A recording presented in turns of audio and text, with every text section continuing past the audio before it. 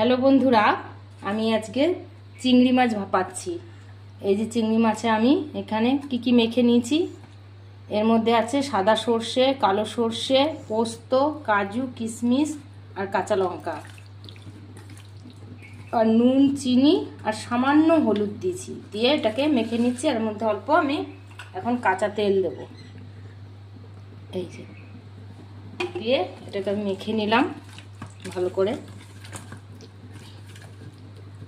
এই যে, আর এদিকে আমি কড়াইতে তেল গরম করতে দিয়েছি। তেল আমার গরম হয়ে গেছে। এর মধ্যে আমি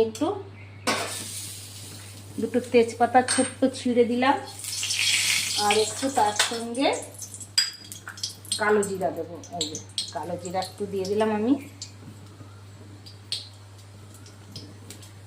অল্প করে। এটা আমি কড়াইতে ভাপাচ্ছি, বাটিতে না। বাটিতে ভাপালে সব মেখে দিয়ে জলের মধ্যে বসাতাম। আমি এটা কড়াইতে ভাপাবো বলে সব মেখে ঝুঁকে এই তেলের মধ্যে একবারে দিয়ে দেবো।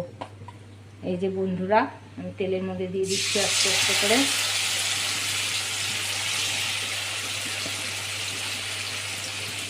তাহলে এর মধ্যে কি দিয়েছি: সাদা সর্ষে, কালো সর্ষে, কাঁচা লঙ্কা, পোস্ত, কাজু আর অল্প একটু 2-4 দানা কিশমিশ, আর নুন, চিনি, হলুদ, সামান্য সামান্য কাঁচা তেল। এই যে আমি মেখে নিয়েছি। মেখে যে আমি দিলাম কড়াইয়ের মধ্যে।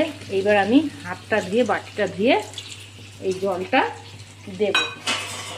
একটু হালকা হাতে নেড়ে নেব। হালকা হাতে একটু নেড়ে নিলাম। এই যে আমার চিংড়ি মাছগুলো। এইবার আমি বাটি ধোয়া জলটা ঢেলে দেবো।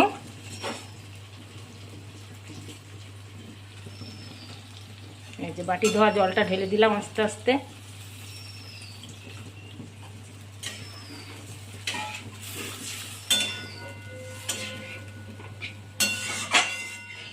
দিয়ে এটা এই একদম কম লো ফ্লেমে এটা হবে আস্তে আস্তে।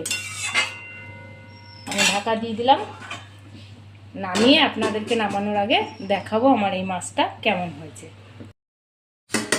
চিংড়ি মাছ ভাপা হয়ে গেছে।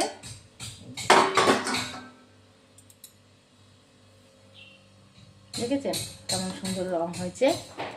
হেভি হয় খেতে এইভাবে বানালেও। ভাপার ওরকমও ভাল লাগে কৌটোতে, আর এটাও ভাল লাগে। এটা একটু অন্যরকম হয় খেতে। আর আমার এই চিংড়ি মাছ যদি আপনাদের ভাপা ভালো লাগে তাহলে আমাকে লাইক, শেয়ার, কমেন্ট করে আমার পাশে থাকবেন, ফলো করবেন।